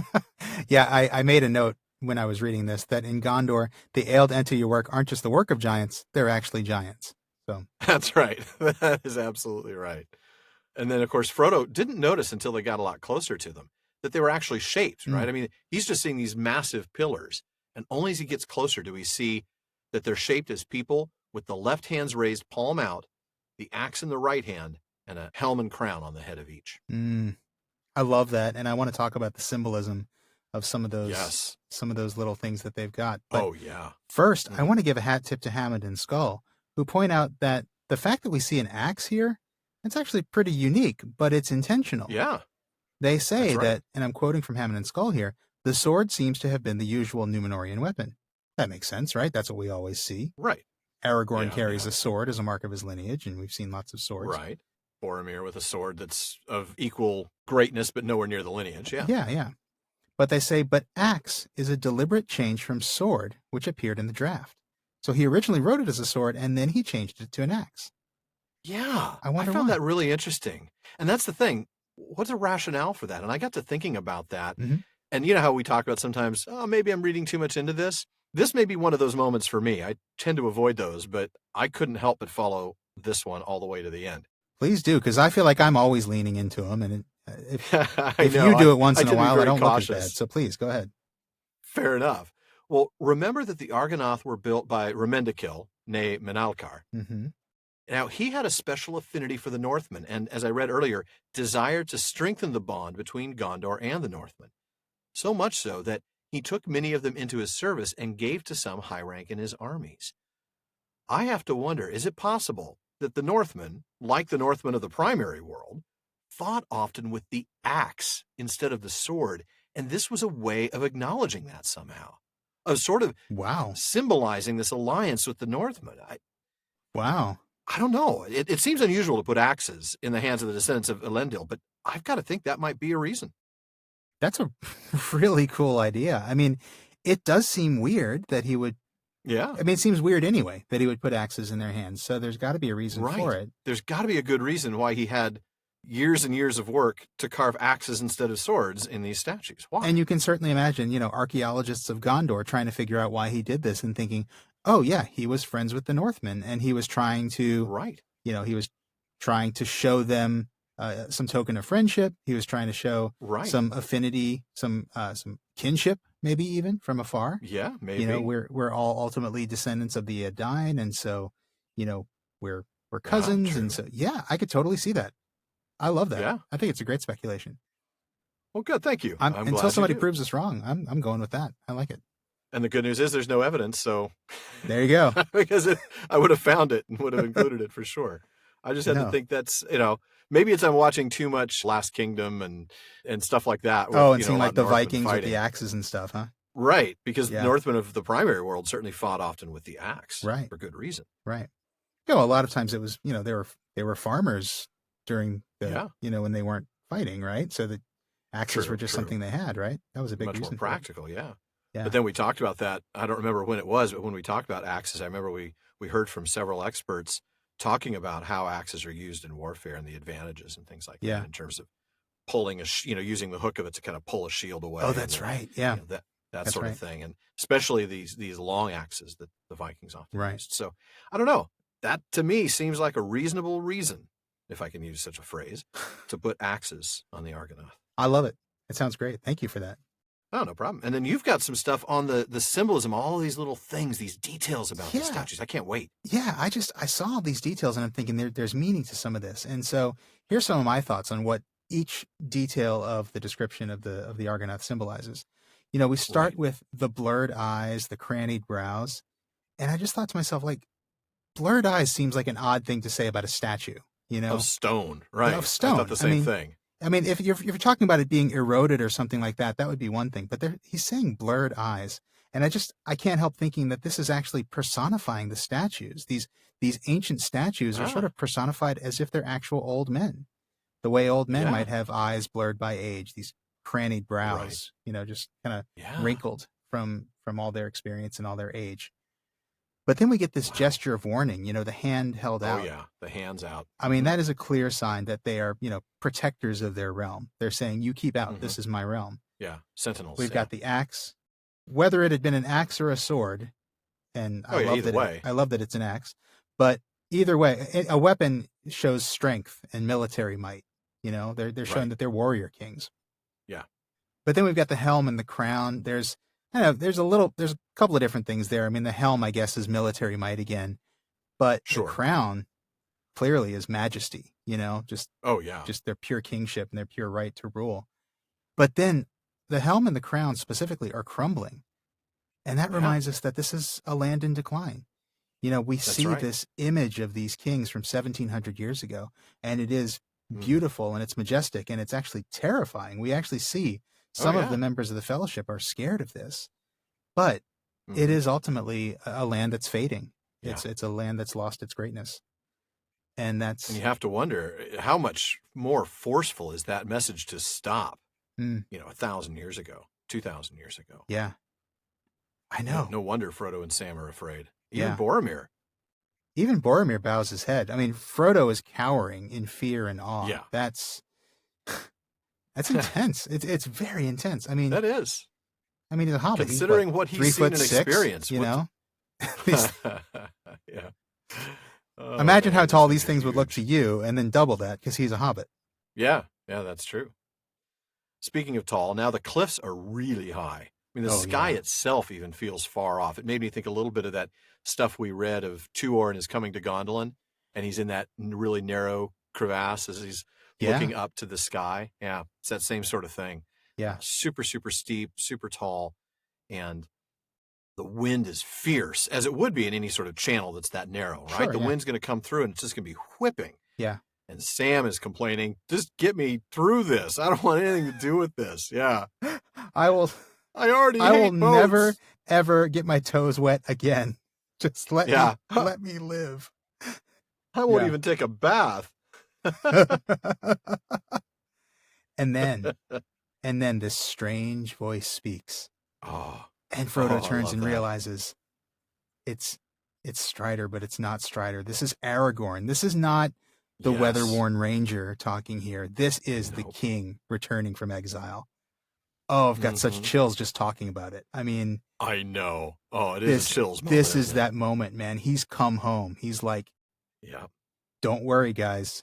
Fear not. Says it twice, doesn't he? Twice. Yeah, he does. Don't worry, guys. Like, this is my land, man. Guys, I'm on the list, and you guys are my +1. You guys are my entourage, or my +7. My entourage. Whatever. I like it. Yeah, +7. That's good. Yeah. But yeah, my name's on the list. When they check, they'll see. Yeah. This is my land. I have nothing to fear here.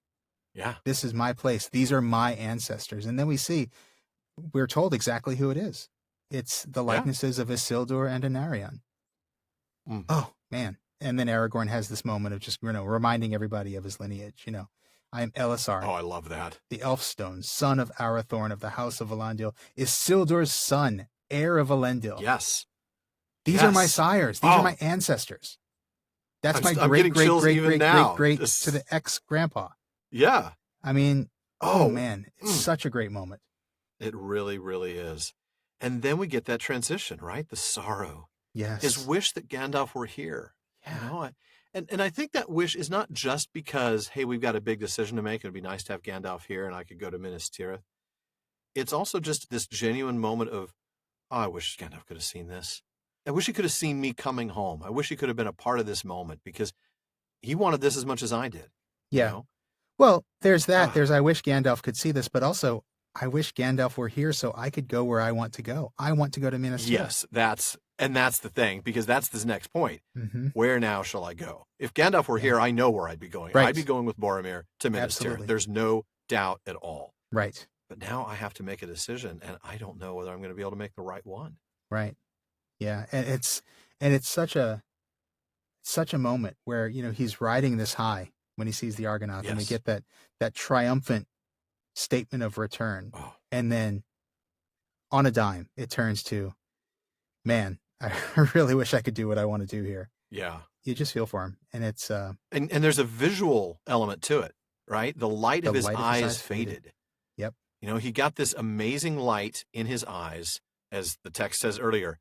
His hood's back, his dark hair is blowing, a light was in his eyes, a king returning from exile. Yeah. And now a paragraph later, that light fades. Yeah. And then he speaks to himself. Oh, man. Yeah. Yeah. I also just want to call out really quickly his use of the ancient name, Minas Anor. Oh, yeah, I thought the same thing. Yeah. Remember, well, okay, obviously he's thinking of it as it was and as it should be again, right? So he's kind of hearkening back to what it was before it was this fortress, before it was Minas Tirith, the Tower of Guard. Yeah, before it was set against Minas Morgul. Right. Back when it was Minas Anor, the Tower of the Sun. Yeah. But I also can't help thinking of the fact that the sun is that symbol of hope for men. You know, we get that all the way back in the Silmarillion, how men, the Edain, actually traveled west following the sun. And because that's where they felt their hope was. And I think there's just a subtle nod back to that here. Oh, I think you're right. I really do. It's a reminder of what men can hope in. Yeah. I Definitely. like that. Well, then we get out of the canyon and into the lake, and that's where I'm going to have you wrap up this chapter. Can you go ahead and read for us? Okay. The sun, already long fallen from the noon, was shining in a windy sky. The pent waters spread out into a long oval lake, pale Nen Hithoil, fenced by steep gray hills whose sides were clad with trees, but their heads were bare, cold gleaming in the sunlight. At the far southern end rose 3 peaks. The midmost stood somewhat forward from the others and sundered from them, an island in the waters, about which the flowing river flung pale, shimmering arms. Distant but deep there came up on the wind a roaring sound like the roll of thunder heard far away. "Behold tall Brandir," said Aragorn, pointing south to the tall peak. "Upon the left stands Amon Llao, and upon the right is Amon Hen, the hills of hearing and of sight. In the days of the great kings there were high seats upon them, and watch was kept there. But it is said that no foot of man or beast has ever been set upon tall Brandir. Ere the shade of night falls, we shall come to them. I hear the endless voice of Rauros calling." The company rested now for a while, drifting south on the current that flowed through the middle of the lake. They ate some food, and then they took to their paddles and hastened on their way. The sides of the westward hills fell into shadow, and the sun grew round and red. Here and there a misty star peered out. The 3 peaks loomed before them, darkling in the twilight. Rauros was roaring with a great voice. Already night was laid on the flowing waters when the travelers came at last under the shadow of the hills. The 10th day of their journey was over.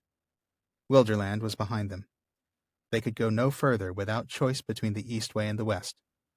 The last stage of the quest was before them. Yes, it was.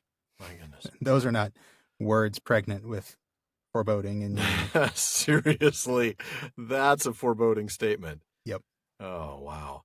Well, looking back at the beginning of this passage, we get the windy afternoon as they exit the canyon and enter this long lake.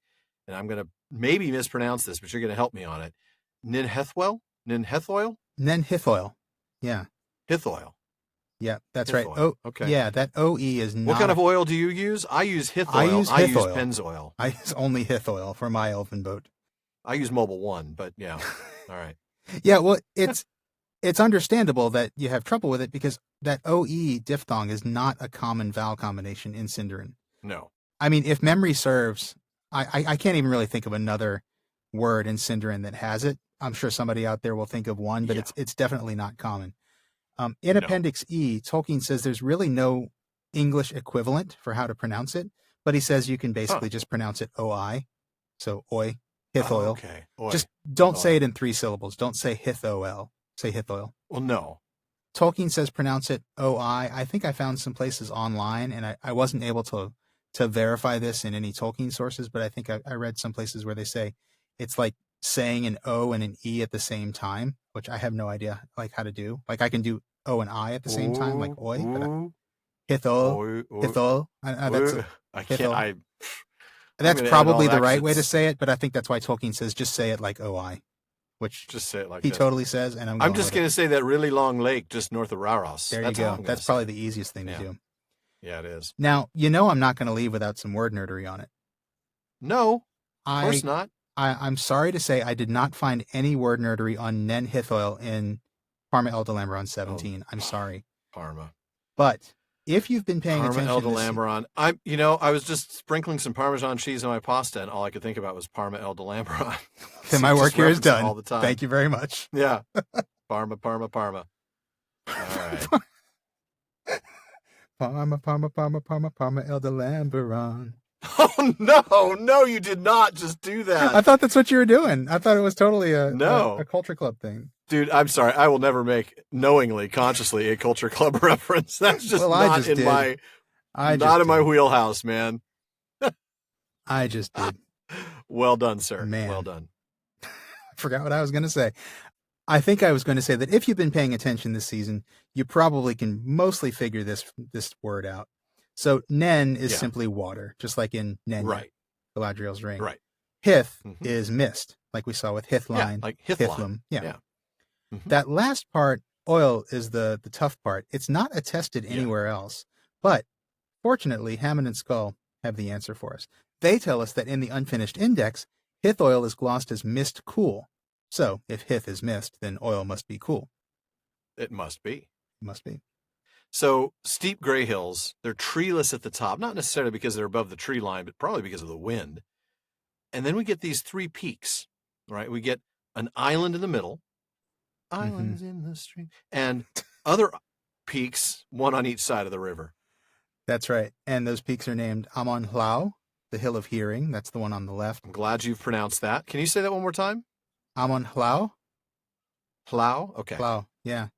Yeah, because the AW is pronounced the same as the AU, so it's ow, not aw. It was the first part of that I the had. LH, yeah, it's an aspirated L, so Hlau. So it's almost like HL instead of LH. Yeah, it is. In terms of the way you'd pronounce it. Yeah, okay. Exactly. Yeah. It looks Welsh. I know it's not, but it kind of has that feel to it. It totally does, yeah. I mean, this is one of those words where you can really see the Welsh influence on Sindarin. Mm-hmm. Definitely. Yeah. And then we've got Amon Hen, the Hill of Chickens. Oh man, I'm sorry. That was Gary such Larson Far Side comic with the boneless chicken ranch. Amon Hen. Yeah. Oh, that is just hilarious. Sorry, that's a joke I would tell my kids. That is a dad joke. It is such ultimate dad joke. Such a dad joke. So bad. But yes, no, it's really Amon Hen, the Hill of Sight. That's the one on the right. Yeah. I'll have it known, by the way, before Sean continues, I did not write that in our notes. He came up with that all on his own. So just to make sure no one but myself to blame for that credit is one. Due. Yeah. That's right. Now, I'm not going to go too deep into the word nerdery here, but I will just say, for folks that are interested, these words, hlau and hen, are directly related to the Elvish words for ear and eye. So their word for the verb, hear or see, or hearing or sight, is actually related to the organ that does the hearing or seeing, which I thought was kind of interesting. Okay. Yeah, that is interesting. And then we get tall brandeer in the middle. We've done some word nerdery on that one in the past, so I don't need to reiterate that. But we learned today that this is a place where no man or beast has stepped. That's right. It's really hard to get to. Mm-hmm. As in, not possible. Yeah. I mean, it's a really tall mountain on an island, right? So. Right. With no landable shore. Right. So the company rests as they drift through the lake. They're actually eating. They're just chilling. They do push on, though, and reach the shadow of the hills. And now we're at the end of the 10th day, and it's going to be time to decide. Oh, it's going to be time real soon. We've seen them put this off for as long as they could, and they just can't anymore. This is it. The moment's here. That's right. And we'll get to that next week. Well, the last stage of your Season 4 quest is before you, but we think you'll manage. Yeah. We have Bartleman's Bag coming your way in just a minute. And even when that's done, the talk continues all night long at the Prancing Pony. That's right. We've always got lots of discussion happening in our social media spaces. At our common room on Facebook, you'll find comments, questions, corrections, and more on every episode, as well as updates from us throughout the week. Just look for the Prancing Pony Podcast on Facebook and click the like and follow buttons. And now we have another common room on Reddit. You can find great discussions there at r/PrancingPonyPod. And as always, you can find us on Twitter and on Instagram with the handle @PrancingPonyPod. So follow us wherever you happen to be. And please, if you like us, share us on Facebook, Twitter, Reddit, anywhere you happen to find Tolkien fans. And if you really want to let the world know your feelings about us, give us a review on Apple Podcasts. The more reviews we have, the more visible our podcast is. That helps others find us and this great community of Tolkien fans we built together. And if you'd like access to exclusive content like postscripts, quarterly specials, direct Discord access to the two of us, and more, check out patreon.com/prancingponypod to find out how you can join the fellowship of the podcast. Now, I think it's time to see what old Bartleman has in the mailbag for us tonight. Sean. All right. First up, Nathan P. in Texas wrote in with some news about a new addition to his family who he's named after a favorite Tolkien character. All right. Now, it's not what you think, folks. Nathan started out by saying, this isn't another daughter named Eleanor or something like that? No, not that. Nathan said, I just bought a new truck. Right on. I like this already. Yeah. He says, it has a Hemi, and I am able to pull our tractor and trailers with it. I was talking to my kids about it and mentioned the power. My 6-year-old said, so it's really, really strong? I replied in the affirmative. She then asked what I was going Daddy doesn't buy weak trucks. That's right. She then asked what I was going to name it. Before I could reply, she said, how about that strong guy from Lord of the Rings? So my new truck's name is Tulkas. Yes! Tulkas smash! Yes! Nathan, awesome. That rocks, man. We love the way your daughter thinks. And good job teaching her about the Valar at such a young age. I have to agree with my co-host. That's amazing, man. I love that she was the one who came up with that. Good parenting, Nathan. Yeah. I asked him if he was going to get a Tulkas vanity plate. He did say that the idea was firmly vetoed by his wife, but... Oh, yeah, no. I know. Well, I'll tell you what, I've been debating for almost a year now about vanity plate on my car. And I wanted Tulkas. Actually, I wanted green, GRN, Green Dragon, because my car is green. Right. And because my son wanted to call it the Green Dragon, makes sense. It's kind of fire-breathing, so it's a really good name. But that's every variation, every permutation in California is gone. So I was going to go with Tulkas, but it's gone. So I'm almost ready to finalize it and pick Astaldo. So I think I'm definitely, I'm simpatico with Nathan here on this. And, that's awesome. If we can get you guys together and we could take a picture of his truck next to your car, Tulkas Astaldo, that would be so great. That would be just super cool. No doubt about that. Well, Nathan's here in Texas. He was actually at the last Texmoot. So maybe if he keeps making it to Texmoot, you come out to one and we'll make I'll have to actually make a road trip instead of fly out. That's true, yeah. I'm not sure how likely that is. Yeah, that would be tough. Still, we can dream. We can. I love a good road trip. So you never know. Well, next up, we've got a question from Emily M., who wrote to us to say, I would like to hear your opinions of Tolkien's portrayal of Boromir in the books, as opposed to Peter Jackson's portrayal of Boromir in the films. It seems to me, Emily says, that Boromir is much more three-dimensional in the films. In the books, he primarily comes across as strong and honorable, but very proud and even dismissive of the opinions of certain folk such as the hobbits. Some might even call the book version of Boromir an example of toxic masculinity. By contrast, in the films, he is much more complex. Though he is still strong, honorable, and proud, he has a softer, vulnerable side. For example, his gentleness and friendliness towards the hobbits, especially Merry and Pippin, or his confession to Aragorn of his fears for the future of Gondor during their stay in Lórien. The evolution of his relationship with Aragorn is not only interesting, but also quite beautiful, as he comes to accept the Ranger of the North as his future king. Some interesting thoughts there, Emily, and honestly, I mean, I'm glad we got this question, if only because it's rare that we get a question where, somebody's asserting that the movie version of the character is actually better or more complex. I don't think she says better. Right. She says more complex. Yeah. So I don't know, where do we want to start here? I know, Alan, Boromir is one of your favorite characters. I mean, where do we want to start? Well, this is an interesting question, like you said. I have to agree that film Boromir is relatively well fleshed out especially for a character that's going to die soon.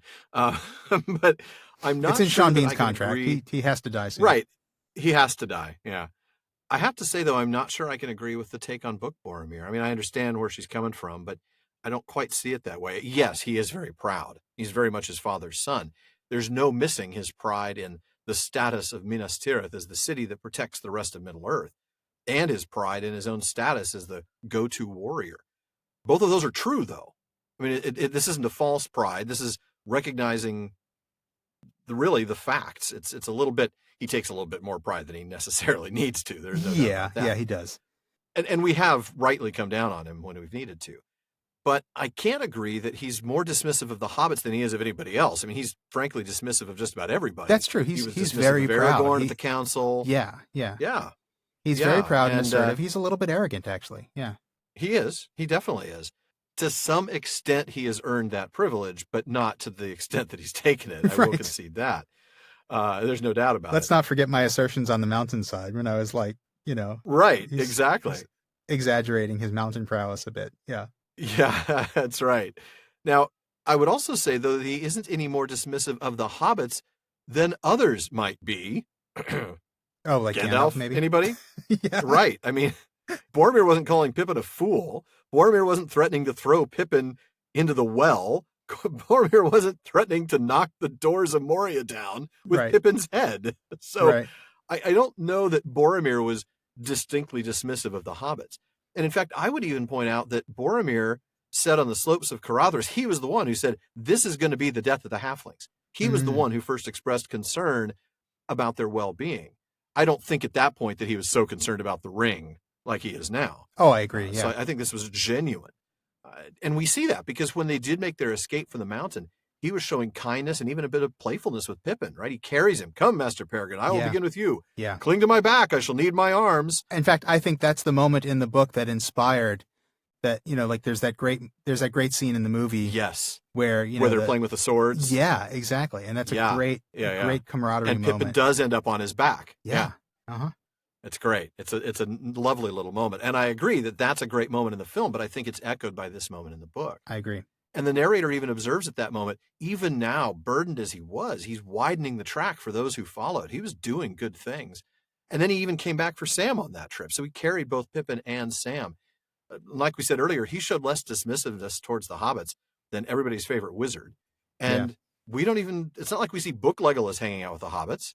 Okay, Gimli does take a liking to Frodo, but he doesn't really seem to interact with Sam or with Merry or Pippin, just Frodo. Yeah. So I'm not sure that we can take Boromir's lack of interaction with the hobbits as being evidence of his dismissive attitude. Yeah. That's where I would land, at least to start with. Yeah. Yeah, no, I think you make some really good points there. I mean, I will say, first of all, I think that the portrayal of Boromir in the movies is actually really good. It is. I think he was one of the characters who was translated better to the screen. Mm-hmm. Agreed. And I do love that. And it may be because he's a little simpler in the book. We're not taking somebody who's got 800 different lines of text. Yeah. Yeah. So I think that's a big part of it. He's not really one of the main characters. He's about on par with Legolas and Gimli, really. Right. Honestly, he probably gets more, page time than Merry and Pippin in book 2. Oh, certainly. Yeah. So he's just not really one of the more fleshed out characters. He's not like Aragorn, where you see so much of his motivation, or Frodo or Sam. Right. And a really long, stretched out development arc. Right. Yeah. You don't get that with Boromir because he dies. Right. So yeah, I mean, I can see where somebody would call him less three-dimensional. I mean, I wouldn't go so far as to say he's one-dimensional, which I don't think Emily said. She just said he's more three-dimensional in the films. I can see that. And I might concur with that. Yeah, I can see that. It's more fleshed out. Mm-hmm. My take on Boromir, though, is, I mean, I definitely see him as, he's definitely arrogant. I have said that many times. Oh, yeah. He's definitely proud. He's definitely a boaster. I mean, he's a bro. Yes, he's definitely a bro. I remember when we were first talking about like how to give voices to these characters, and you did that. I think there's an outtake out there of us doing bro voices for Boromir. Yes. And Boromir, yeah. Yeah, and I think that's absolutely spot on. He's kind of like the jock. Yeah. That's just he's who he is. He's the president of the fraternity that has the best parties. Totally. He's totally the quarterback of the football team. Yeah, totally. No doubt. I do think, and this is where I might get in a little bit of trouble. I do think we'll try not to let you. Thank you. I do think that saying he shows toxic masculinity, I think that's a bit strong. And I say this as somebody who is very quick to call it out when I see it. I do see toxic masculinity in the world, and I do my best to call it out when I see it. Right. I don't see it really with Boromir because, I mean, from my perspective, he's not a bully. He's not, he doesn't. He does bully Frodo in the next chapter, but again, this is deeply under the influence of the ring. That's exactly it. And we see this change. We've been talking all through this episode about this change in Boromir. Right. This is not Boromir that we're seeing here. No. He is changing. He's under the influence of the ring. And before that, we have seen him banter and joke with the other members of the company. They're all kind of buddies just hanging out together. They're like guys in the trenches. Right. They're getting along. He doesn't really get nasty with anybody until this chapter. And even then he really doesn't start to bully anybody until the next chapter, where he does certainly bully Frodo Yeah, one could call that bullying, and it's still an understatement. Yeah. Yeah, exactly. But it in the sense that it's Frodo is smaller than him, he knows that he has power over Frodo, and he tries to leverage that. Mm-hmm. But I think what you see, I think my takeaway from all of this is that Boromir goes through a very profound change in the book. Yes. He starts out as a generally good-natured guy, not a bad guy, kind of arrogant, kind of too sure of himself, more so than he should be, but ultimately not a bad guy. And then he changes after he leaves Lothlorien. He changes under the influence of the ring. Right. I think where I feel the book has complexity that the movie does not is that in the movie, I don't really feel like he changes all that much. I feel like in the movie, despite the fact that he does have these moments with the hobbits, and he does have this sort of moment of kind of this emotional honesty with Aragorn and Lothlorien. Yeah. I feel like throughout the movie, it is telegraphed several times that he's going to try to take the ring. Oh, from the very beginning of the Fellowship, right? Yeah. When they first leave Rivendell. Absolutely. That scene in the mountain, they're going up. Scene on the mountain where he picks up the ring in the snow. Ring. Yeah. Uh-huh. And there's just something kind of untrustworthy about him all throughout the movie. Yeah. Yeah, there is. So movie Boromir does have some layers. I'll give you that. But I don't think that change from someone who can be trusted to someone who absolutely cannot be trusted, that's not really apparent in the movie the way it is in the book. And that's true. And I would dare say that some of those sinister moments that you see throughout Fellowship actually make it harder for me to get on board with Boromir, make it harder for me to relate to him, make it harder for me to like him as a character. He seems like he has ulterior motives from the very beginning. From the very beginning, absolutely. And it really isn't, I would say, not until the extended edition of The Two Towers, when they have that scene of him drinking with Faramir. Oh, yes. And that is one of my favorite scenes in the entire series. That really is. I agree. It's brilliant. And that's the moment where it's like, that's what endears me to Boromir, is that moment. I don't really feel like he got that moment while he was alive. So that's where I land on it. I mean, I definitely understand what Emily is saying, and there's definitely some complexity, some modern complexity to the character in the movies, and I like that. But as much as I make fun of Boromir being arrogant in the book, I don't think he's quite as bad as that. I think he's still generally a good guy. I think you're right. Well, folks, that wraps it up for another episode of the Prancing Pony Podcast. Please be sure to join us again next week when I think we'll finally have to make a decision. Or we'll just do what Aragorn did, and we'll just ask Frodo to decide. That always works. Passing the buck again, Strider?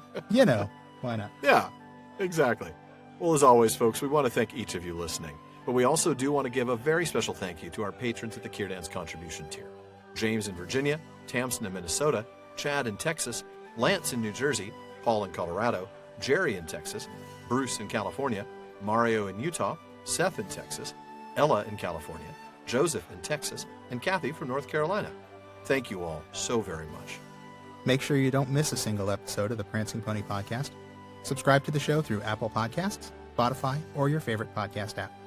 And one last thing as always, don't forget to send your questions, comments, and, well, most of all, your selfies from Toll Brandir to Barlaman at theprancingponypodcast.com. Barlaman's not always punctual with the mail, though he is getting better. And we'll just promise to get back to you as soon as we can. I'll just leave it at that. Fair enough. And your question or comment may be featured on an upcoming show. Well, as usual, this has been far too short a time to spend among such excellent and admirable listeners. But until next time. Farewell, friends.